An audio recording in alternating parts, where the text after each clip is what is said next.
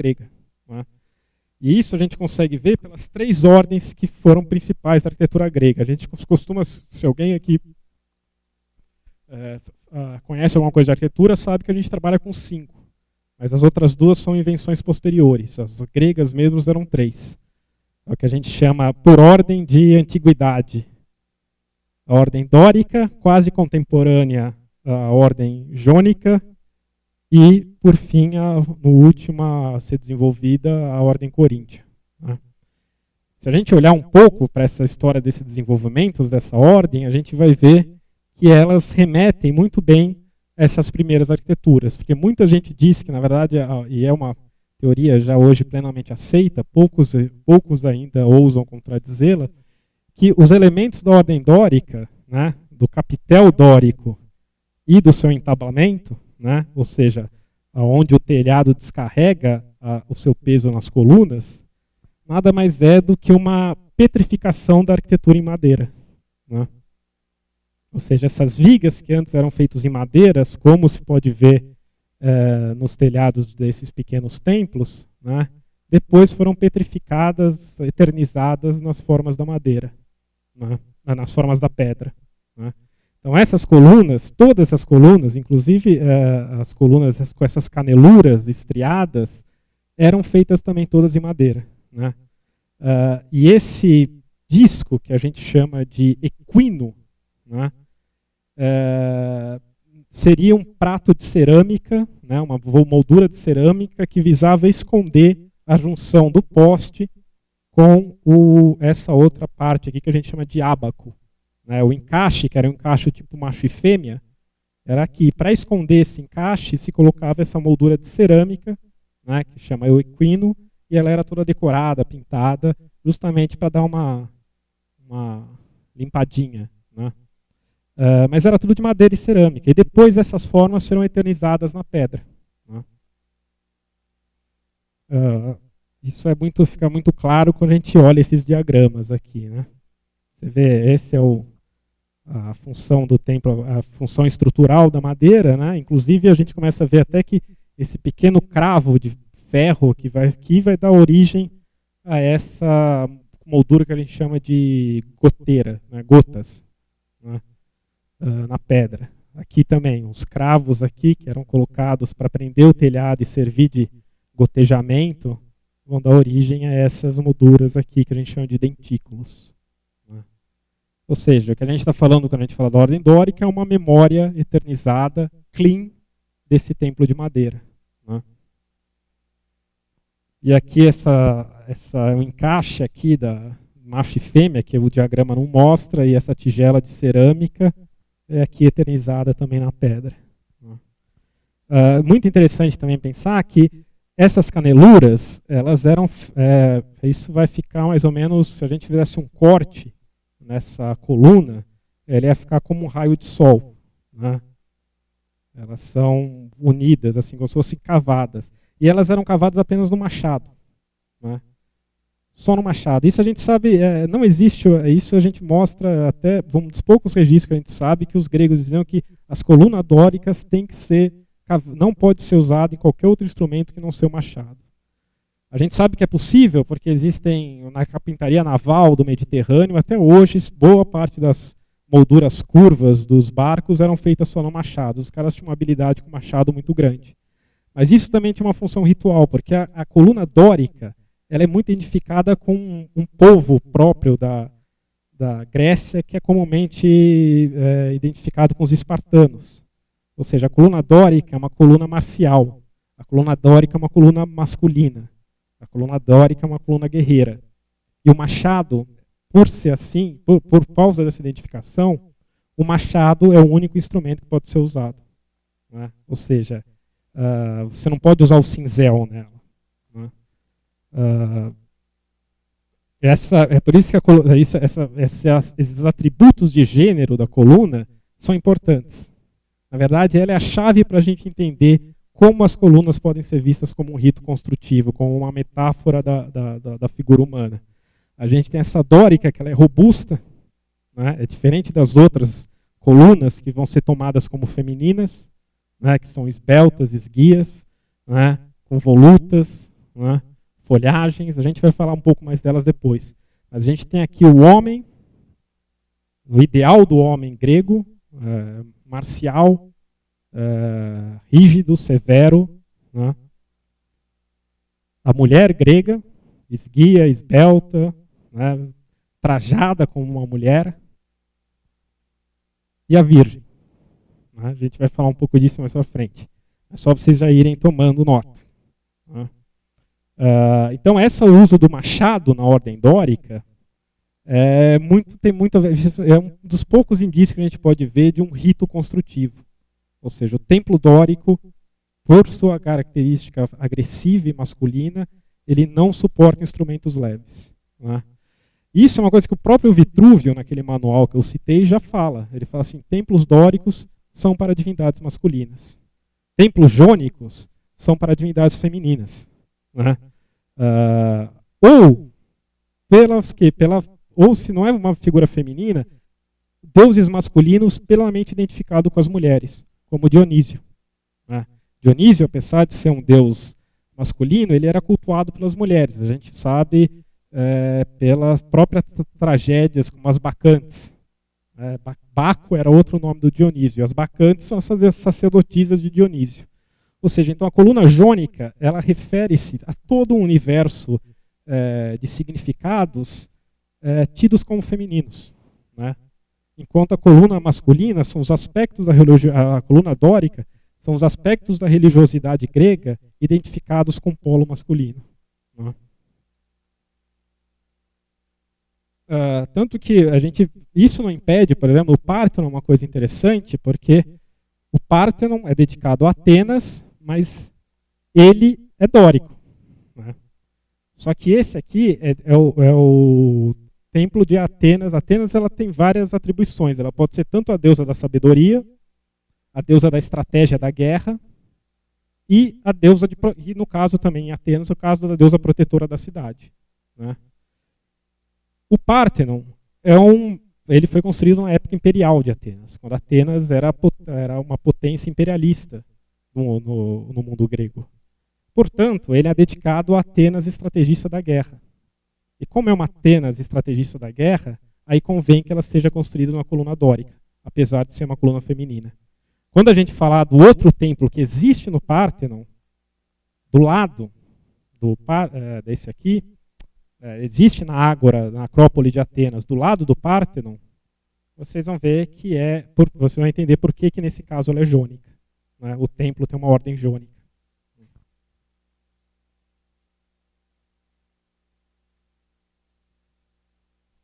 Uma coisa interessante, por que quando a gente fala que a ordem jônica refere a todo um universo, uma gama de significados identificado com o polo feminino na arquitetura grega? A gente tem que entender também uma coisa, que quando a gente fala que a ordem dórica é identificada com os espartanos, a gente fala que é muito identificado com uma região particular da Grécia, que a gente chama de Peloponeso e Grécia continental. Né? A ordem jônica inclusive tem esse nome porque ela é referenciada à área em que os gregos falavam mais o dialeto jônico, que no caso, nessa época, está do outro lado do Mar Egeu, onde hoje é a costa da Turquia, todas essas ilhas. Então, eu não pus nenhum mapa, mas imagine então que o dórico está no lado oeste. O dórico está no lado oeste. E os jônios, né? E quando a gente fala de dórios e jônios, a gente está falando de dialetos do grego. É que nem como a gente falasse hoje no português falado no Nordeste e o português falado no Sul. São a mesma língua com alguns dialetos. Né? Algumas acentuações, uns sotaques diferentes. A área que se falava jônico está próximo da Síria, está próximo de Israel, está próximo da Turquia. A área que se falava dórico está perto de Esparta, no Peloponeso, Grécia Central, Macedônia. Né? E o jônico guarda muito, que a gente começa a ver, dessas semelhanças com os fenícios, com os sírios e principalmente com as suas divindades femininas. Né? E não por acaso o jônico, essa voluta jônica, que depois vai ser tomada inclusive como pelas metáforas de antropomorfose, vai ser tomada como o próprio cabelo enrolado de uma mulher, né? Na verdade, essa identificação dela com a mulher pelos cabelos esconde uma metáfora feminina anterior, que é a ideia da mulher como fonte da fertilidade, né? Tanto que muitas vezes você vai, na verdade, o jônico ele tem essa alusão à vegetação muito clara, coisa que está completamente ausente na ordem dórica, né? A gente tem essas primeiras colunas jônicas, essa aqui, tanto essas folhas de alguma árvore não identificada, até como aqui que seria costumeiramente identificado com palmeiras, que no caso da gropa tem um significado muito particular, que é a única árvore que está sempre verde, né? Uma árvore dos trópicos, e eles encontram isso, por exemplo, na África, na Arábia, tinha muitas palmeiras, e isso tem um significado muito importante para as populações europeias, porque é uma árvore que, ao contrário da deles, nunca perde a folha. Então é uma árvore sempre viva, é um símbolo da fertilidade, é um símbolo da vegetação florescente, né? E toda essa esfera do culto à fertilidade, se a gente olha pelo caso do panteão grego, ele vai ser sempre divindades femininas, né? Ceres, no caso é o nome romano, o nome é Deméter, em grego, né? A sua filha, Perséfone, Artemis, né? São todas divindades que estão muito ligadas ao culto da fertilidade. E a única divindade masculina que ocupa esse posto é Dionísio. Não é por acaso que Dionísio também é sempre representado com a ordem jônica, né? Ou seja, toda esse universo religioso que tem esse caráter do culto à fertilidade, do culto quase à grande mãe, né? Na verdade que Artemis, todas essas divindades são manifestações da grande mãe, recebem a ordem jônica. E esse culto é tão particular dessa área do Mediterrâneo que, isso aqui, esse é o templo de Atenas jônica, do lado do Pártano, que usa a ordem jônica. Por quê? Porque esse templo é o templo da Atenas Polia, Atenas protetora da cidade, Atenas mãe da cidade de Atenas, né? Ou seja, é a protetora. E quando ela exerce essa função de mãe, de guardiã de uma cidade, aí ela usa a ordem dórica, a ordem jônica.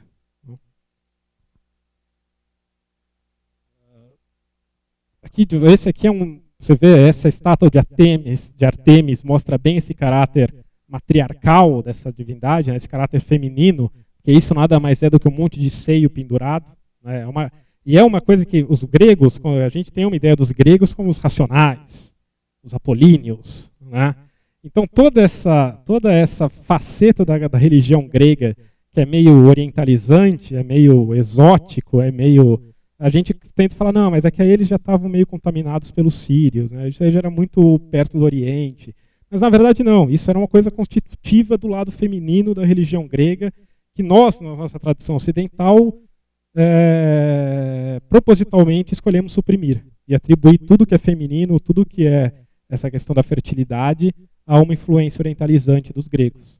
Mas quando a gente começa a ver, na verdade não, isso se a gente eclipsa isso daí, a gente deixa de entender a arquitetura grega. Porque essa ideia de uma vegetação florescente, de uma terra nutridora, de uma fonte de toda a fertilidade, ela é representada por esse tipo de coluna. Aqui a gente vê um dos cultos a Dionísio, né? As mulheres indo pegar fonte, provavelmente nas ânforas, provavelmente para fazer o vinho, que é o que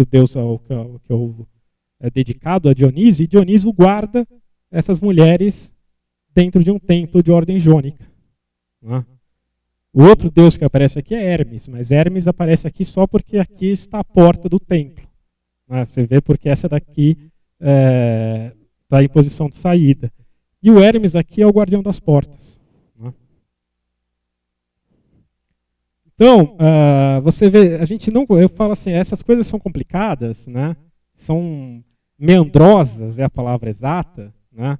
São difíceis de entender, mas se a gente não entra nesse jogo, se a gente não embarca nessa, a gente não entende por que essas arquiteturas são assim.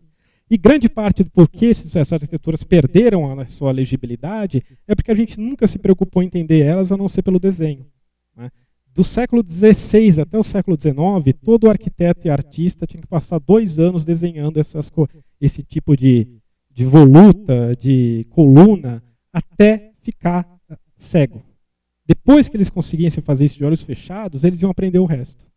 Ou seja, a gente fez toda a nossa cidade, são erguidas a partir desse vocabulário, principalmente no final do século XIX para cá no Brasil, por arquitetos que nunca souberam o que essas coisas significavam, porque eles nunca precisavam. O que eles precisavam era dominar o desenho. Então, reconstituir isso é muito difícil. Mas se a gente não faz isso, a gente não entende por que a gente desenhou durante séculos esse tipo de coisa. Né? E a gente não entende a principal função da arquitetura. E por que todo mundo hoje que estuda arquitetura fala a crise da arquitetura? A crise da arquitetura existe porque a nossa arquitetura não significa nada. Né? Não significa nada. O que isso significa aqui? Não significa nada.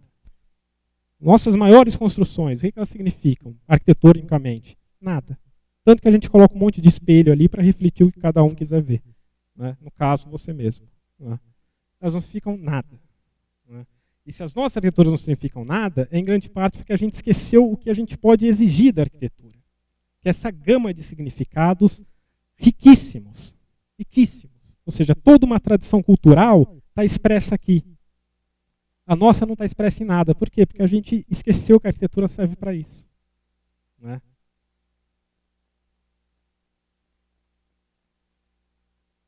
E é uma tradição cultural tão rica que a gente vê que não tem nada a ver com grego. Sabe? Quer dizer, não é só grego. Né? Essa questão da coluna como um poste, a coluna jônica, ela se torna o quê? Ela se torna quase um símbolo dessa vegetação florescente. Não é?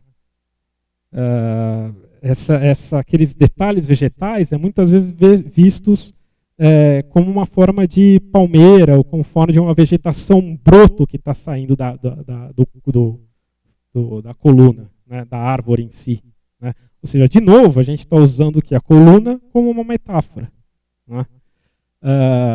Isso, se você falar o que é isso aqui é um relevo sírio, da época dos fenícios. Isso aqui foi achado em Israel. A mesma coluna, que é uma árvore verdejante, foi achado na própria terra de Jeová. Né? Obviamente que existe um monte de... isso é um ponto pacífico, que o Jeová foi sendo um Deus que foi ganhando dos outros ao longo dos séculos. Né? Na época do Templo de Salomão, Jeová era apenas um entre os vários deuses que eram cultuados pelos hebreus. E a própria Bíblia diz isso. Né? Os hebreus eles são escravizados 2 vezes, perdem um monte de guerra, porque eles... de acordo com a Bíblia, porque eles estão sempre insistindo em cultuar outros deuses que não Jeová. Jeová passou 400 anos advertindo eles, não me cultuam outros deuses, não construam ídolos. Eles continuavam a construir. Não cultuem a Baal, não cultuem a Asherá, né? Não sacrifiquem a Moloque. Não são deuses que os babilônios malvados estão implantando ali na terra. São deuses que os próprios hebreus cultuavam. E a vitória de Jeová é uma coisa que demora. Né? Ou seja, aqui em Meguido, que é uma construção da época do Templo de Salomão, que do Templo de Salomão a gente não sobrou nada. Aqui, essa é uma construção da mesma época, a gente encontra essa coluna verdejante. Ou seja, a gente está falando, então, de um arcabouço de mitos que fazia parte de toda aquela região. Não é? A gente conhece pelos gregos porque a gente herdou a tradição que a gente presumiu ser dos gregos. Mas, de novo, a gente está falando de uma tradição que é tão rica, que ensina para a gente para que serve a arquitetura. Né?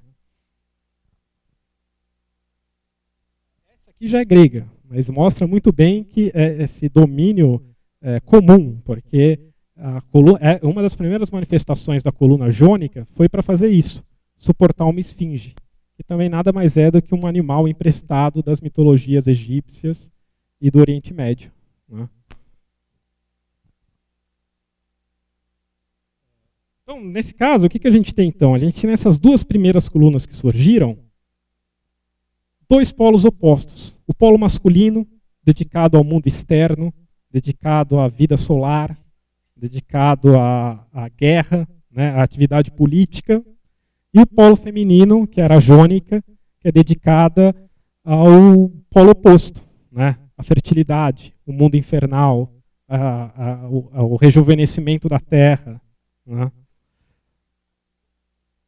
No final do século, na época clássica, né, a gente começa a ver surgir a última ordem grega, E o surgimento dela também diz muita coisa sobre a religião grega da época. Esse polo oposto entre masculino e feminino, dórico e jônico, é uma coisa que surge na Idade Arcaica, no século VIII.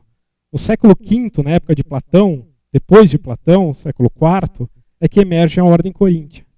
E o mito da Ordem Coríntia, esse é um dos poucos mitos que chegou até nós, que diz que, na verdade, foi uma ordem que os gregos queriam construir um novo templo diferente de tudo que tinha sido visto e contrataram um escultor chamado Calímaco para fazer isso. E o Calímaco, sem saber como que ele ia construir esse templo que ninguém nunca tinha visto, estava passeando e encontrou o túmulo de uma jovem.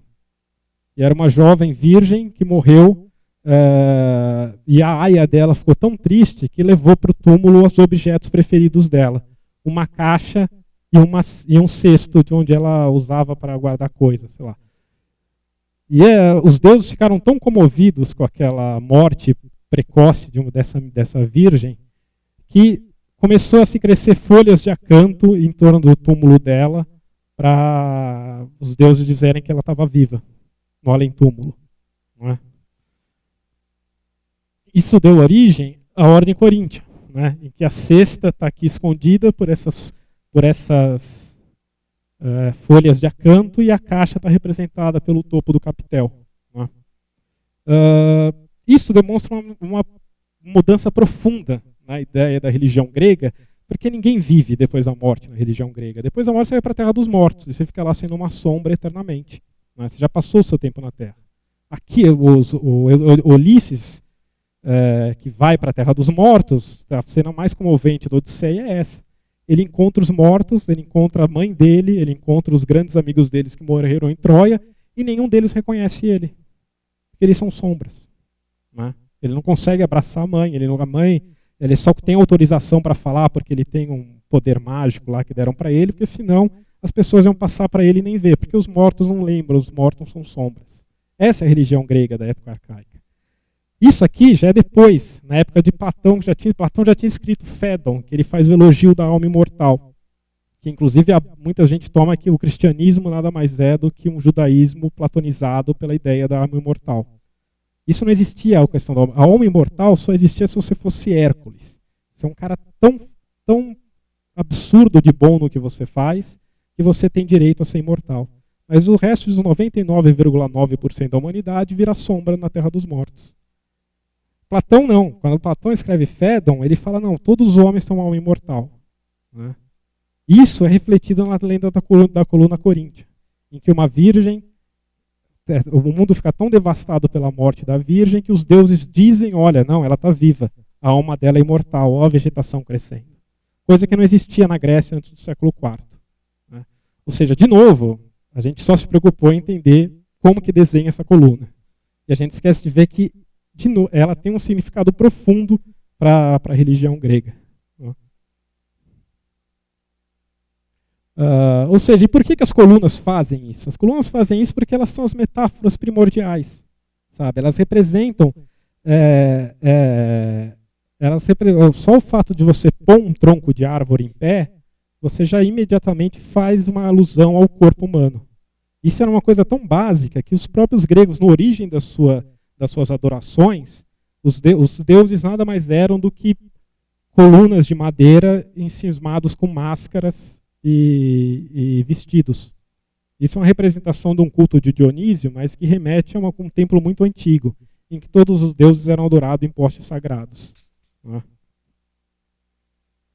Isso, de novo, não é só grego, mas também ele era também visto no Egito, em que esse poste sagrado era erigido justamente porque é onde os deuses podem se manifestar. Os deuses só aparecem para os egípcios em cima desses postes sagrados. E como ele se torna um lugar onde Deus aparece, muitas vezes os deuses são retratados na própria coluna. Nesse caso é a deusa Hathor, que era uma deusa em forma de vaca, sabe, com o rosto humano. Então, vocês veem que a coluna, ela tem esse significado especial na arquitetura grega, porque ela é a metáfora primordial, sabe? Ela é a primeira metáfora da alusão do homem com o templo, com a arquitetura. Isso se faz ver no próprio termo que os gregos davam para isso daqui. Né? Por exemplo, o capitel é fácil de ver que ele é a cabeça, né? No grego eles chamavam de kranon, que é de onde vem a nossa palavra crânio. Isso aqui os gregos chamavam de colarinho, numa alusão à traqueia. A nossa palavra traqueia vem do grego para garganta e quer dizer isso daqui, o colarinho da coluna, né? Ou seja, de novo, voltando ao assunto que a gente falou na primeira aula, do mesmo modo que os nossos primeiros carpinteiros antropomorfizavam todas as peças deles, os gregos faziam o mesmo, sabe? Agora, a gente nunca, quando a gente veio o Renascimento e os europeus do Renascimento decidiram que eles eram os herdeiros da cultura clássica, eles não sabiam como resolver isso, né? E essa coisa que era feita ali na ordem do artesão, o artesão dava o nome das peças que eles estavam trabalhando, os europeus que já dominavam a arte do desenho faziam isso tentando atribuir, porra, como é que esses gregos viam gente nessas colunas, cara? Né? Aí eles ficavam fazendo esse tipo de exercício, sabe? Tentar ver o que correspondia à boca, o que correspondia. Quando, de novo, é a mesma coisa da geometria sagrada. Você sai traçando linha e compasso achando que as coisas encaixam, mas você esquece de pensar que, na verdade, é só uma metáfora. Né? E se você não entra nas regras do jogo, você nunca vai achar o significado. E como a gente nunca se preocupou nesse tipo de achar o significado, a gente nunca se preocupou em entender as regras do jogo, a gente ficou só preocupado em reproduzir o desenho o mais exatamente possível, a gente esqueceu o que elas significam. Então, grande parte da nossa pobreza hoje em dia cultural, nessa questão da arquitetura, vem que a gente esqueceu que o único valor da arquitetura é ser metáfora. Né? Não é ser vidro espelhado, né? Não é ser o arranha-céu mais alto, né? Que não significa nada. Me diz uma construção nova que significa alguma coisa. Nada. Nenhuma. Nenhuma. Estádio da Copa? Não. Shopping? Não. Né? Quais as nossas melhores construções? As que sabem jogar com patrimônio. As que sabem preservar alguma coisa. Por quê? Porque o patrimônio é tudo que a gente precisa? Não, mas porque o patrimônio, o que a gente constitui como patrimônio hoje, são o único acesso que a gente tem em meio de tudo que a gente constrói. Ponte estaiada? Não significa nada. Né? Significa um símbolo fálico no meio da cidade, é só isso, sabe?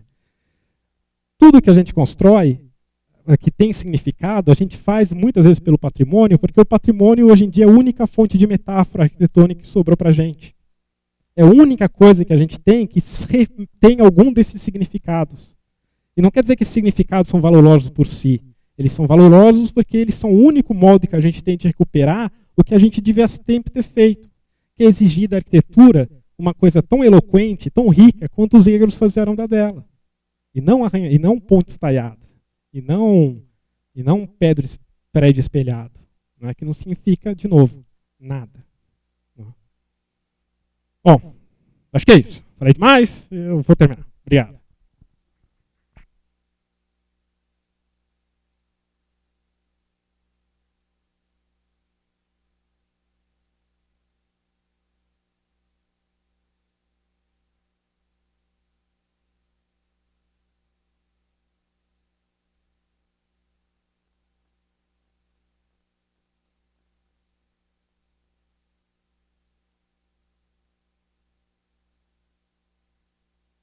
Pessoal, então é isso. E como eu falei no começo dessa aula, eu falei, a ideia era apresentar toda a história do templo nessa aula, mas como vocês viram, não ia dar. Né? Então, a próxima aula, a gente quer ser só sobre a Capela de Santa Luzia, o povoamento do bairro, a gente vai fazer um bem bolado. A gente vai falar um pouco do templo católico, que eu acho que vai até funcionar melhor. A gente fala um pouco de como os católicos herdaram toda essa herança e aplicaram na sua próprios meios e mentalidades religiosas, os próprios ritos religiosos dos católicos, e como isso marca até hoje a nossa constituição do território, inclusive o bairro da Bela Vista, inclusive a Capela de Santa Luzia. Dia 31 de maio. É isso. Ok. Obrigado. Até a próxima. Não é que a arquitetura não significa nada. Eu estou falando que, mesmo quando eu falo, por exemplo, o que é a nossa ideia de casa, ela nada mais é do que, não a nossa ideia, que eu falo a nossa ideia enquanto pessoas pensantes, mas o que o mercado oferece em termos de casa hoje? Ela oferece abrigo decorado. Ela é um abrigo, aí você pendura umas coisinhas ali, grande parte é você mesmo que vai ter que decorar, né? Porque em termos de nada, são paredes nuas que não significam nada. Porque é mais importante ter tomada do que ter significado. Né? É isso que eu estava querendo dizer. Não é que assim, a gente é burro, os gregos eram muito melhores. Não. Eu falo assim, não é uma coisa pessoal. É o jeito que a arquitetura é produzida socialmente. Sabe? Exceções? Lógico que existem. Mas se você pegar o tecido construído, a porcentagem de edifícios que tem algum valor, né, é muito menor. Ah, mas os gregos moravam em casas de pau. Sim, mas os gregos construíam muito menos que a gente. Né? Se você for consideravelmente, eles tinham, sei lá, 60-40. A gente tem 99,1 versus 1. Né? Não é uma crítica ao ofício do arquiteto, não é uma crítica à capacidade dos arquitetos, é uma crítica ao modo de produção social da arquitetura. Você tem cópia de tudo. Você faz cópia de tudo. Você não tem uma coisa como você disse. Existem exceções no sentido de você criar alguma coisa com símbolos ou que tenha uma mensagem. A maioria das construções hoje, por conta de ter simplicidade, elas são realmente cópias. Isso, eu acho, por exemplo, agora alguém me diz qual que é o significado da ponte estaiada. Tudo bem, isso eu posso. Aí a gente pode dar exemplo de vários, mas assim, qual que é o significado simbólico daquilo ali? O que aquilo quer dizer? Uma construção que foi a coisa. Ó, eu vou falar a ponte estaiada porque foi uma das construções mais comentadas dos últimos anos em São Paulo. Tudo bem, pode ser isso. Mas eu falo assim, mas olha, vamos dizer, a Rede Globo quer construir um marco arquitetônico. Legal, pode ser. O que aquilo significa? Tudo bem, eu sei que é um marco para a Rede Globo, eu sei que é um desperdício de dinheiro, mas o que significa? Não, alguém me diz. Qual que é se referencia ao quê? Né? Ela faz referência a algum mito, alguma história da Rede Globo, alguma história do Rio Tietê? Você tem uma arquitetura que tem valor quantitativo e não qualitativo. Você tem obras grandes, grandiosas, caras, mas sem necessariamente história ou identidade. Eu acho que eu concordo com o que você falou. Eu só vou corrigir assim. História e identidade nem precisam andar juntas sempre. Sabe? Assim, porque de novo eu ia falar, então vamos construir que nem o Mosteiro da Luz. Vamos morar em templos barrocos, né? Não, deixa eu só terminar. O significado, o conteúdo do significado pouco importa.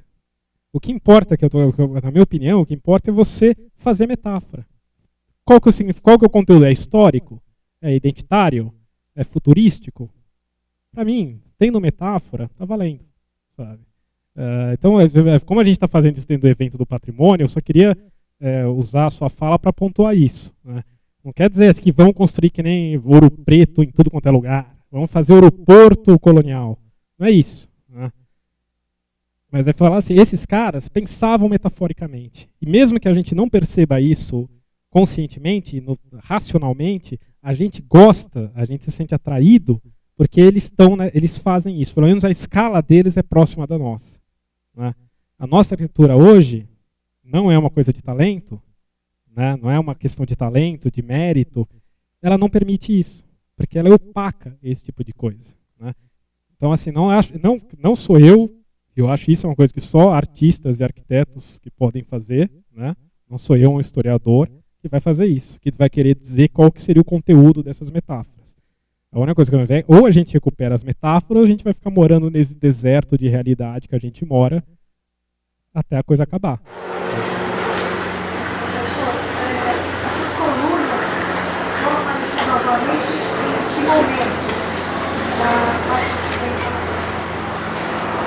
As colunas, né? São gregas. Elas vão aparecer depois quando? Antes dos gregos, você fala, ou depois dos gregos? Não, mas olha, se você for ver, as colunas vão ser usadas sempre. A diferença é que... não, mas assim... Mas eu estou perguntando assim, no momento, na Idade Média... Na Idade Média você tem muita coluna. A diferença é que você não tem colunas, elas... Assim, se você for ver os capitéis das igrejas do século VIII depois de Cristo, IX, X depois de Cristo, estão lá, estão trabalhados, tem um monte de sereia entalhada naquilo ali. Mas assim, eles não eles não são mais assim, eles não comportam mais uma metáfora clássica. Eles ocupam outras metáforas. Os maçons têm um monte de metáfora. Acho que o Toninho pode falar que ele conhece melhor sobre o papel das colunas nas igrejas medievais. Então elas continuam existindo, só que elas não existem essas clássicas. Essas clássicas só foram... O que o Renascimento é? Em 3 palavras. Vai, 3 palavras não, uma frase. É quando um bando de bárbaro europeu, né, maçom, mestre de obra, resolveu se achar herdeiro dos gregos. Sabe? E aí eles passaram toda o que a gente chama de Idade Moderna, eles passaram tentando fazer como eles conseguem convencer a eles mesmos e aos outros, dizendo que eles são herdeiros dos gregos. Sabe? A coluna em si, ela sempre existiu. Vocês vão pegar templo japonês, templo indiano, a coluna está lá exercendo o mesmo papel, só que com metáforas diferentes, não diferentes dessa. Então, complementando, já que falando um pouco de colunas, né? A coluna também vai receber agora nas nossas cidades, em fim de 1800, 1900, a importância de ser sagrado. Então, não só a igreja, mas também os templos. Então, tudo que você vê que tem colunas é uma prefeitura, é um local que a pessoa entra e entra no mundo místico. Ele entra no mundo místico. Ele deixa a sua persona e entra a sua intelectualidade. Então você vê que na construção de 1900, muito desses prédios, ele usa as colunas para mostrar, isto aqui é um lugar apartado. Aqui só entram pessoas para se transformar. Não é? Então os grandes palácios, né? A gente tem o Palácio Piratini, lá no Rio Grande do Sul, as colunas nossos do Museu de Ipiranga, então todos têm como símbolo. E depois é usado isso também, esses símbolos, né? Para mostrar o próprio caminho do homem dentro de um processo, de uma cabala ou de uma evolução. Né? Então a gente tem sempre as 2 primeiras colunas, né? Na verdade são 3, mas as 2 primeiras colunas é a beleza e o poder, que é Joaquim e Boaz, que eram as primeiras colunas do Templo de Jerusalém. E depois elas iam se desdobrando. Então a partir do poder, quando você tem poder, né, o que você exerce? A justiça. Quando você tem a beleza, o que você tem? A misericórdia. Então aí vão se desdobrando, né, essas colunas como se fosse um homem até chegar a Keter divinizado. Então é importante essa relação das colunas com a construção do sagrado. E por isso que a gente leva isso para as casas. Né? A casa se torna o lar. Esse lar o que é? Porque ele tem uma lareira, tem o fogo, e aí você vê que o fogo é o fogo primordial. Então não muda. Né? É só a gente levar essas considerações e entender qual é esse processo. Né? Então é bacana, quando a gente começa a entrar aí, vai para um mundo aí que é místico. Né? E isso vem das colunas, na verdade, aonde o Hércules entrou. Né? O Hércules entra pelo Mediterrâneo e você tem as 2 grandes colunas, que é Gibraltar e a coluna de Ceuta. Então ali ele abre os caminhos e entra no mundo desconhecido. Né? E aí vai embora. Aí a gente se torna aprendiz e cada vez que a gente vai buscar o símbolo, o significado de cada construção dessa se torna uma coisa assim imortal, né? Porque vai passando de gerações em gerações. Quando a gente tiver essa relação de amor, afetividade, continua então esse processo místico, misterioso, sagrado, né? Que na verdade somos nós mesmos. Né? Eu acho que a coisa mais difícil é a gente se descobrir. Né? Quando é que a gente vai entrar na coluna invisível? Lembra que eu falei que eram 3? Então, essa coluna que a gente passa é o conhecimento. Poucos têm coragem de falar e poucos têm coragem de passar. Mas essa coluna invisível é a 3ª coluna, justamente é o portal onde a gente entra. Tá? Então aí é uma série de informações bacanas aí que a gente tem, né? Que os sagrados, né, as pessoas que faziam, né, os artistas e que colocavam aquilo, a intenção, o sagrado. Isso que a gente sempre vem buscar. Não existe patrimônio histórico sem essa relação de afetividade. Né? Então parece chato a gente ficar batendo, mas se não tiver o sagrado, se não tiver emoção, se não tiver, não existe patrimônio. Né?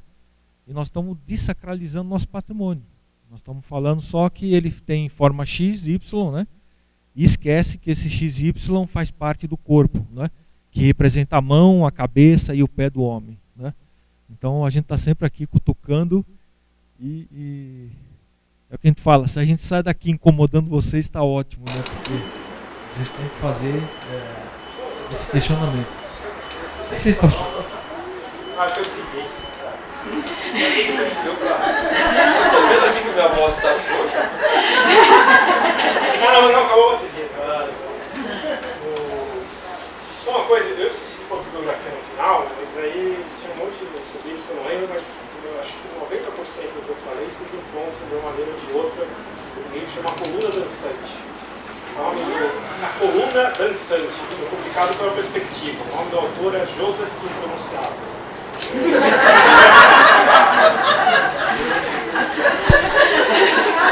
Nas próximas aulas, depois, no segundo semestre, nós vamos ter oficinas, né? Oficina de argamassa educal, a pintura cal. E tudo isso a gente vai fazer para colocar realmente a mão na massa e sentir, construir essa relação com o sagrado. Então, antes da gente fazer, de a cal, nós vamos discutir muito o ciclo, da onde veio, né?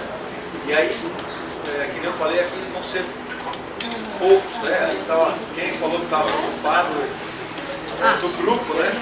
Nós vamos atender todos, tá? Então, fiquem tranquilos que assim, a gente vai atender, nem precisar fazer em 2 vezes, a gente vai fazer em 2 vezes. Tá? Então, esses são os recados aí. Tá bom?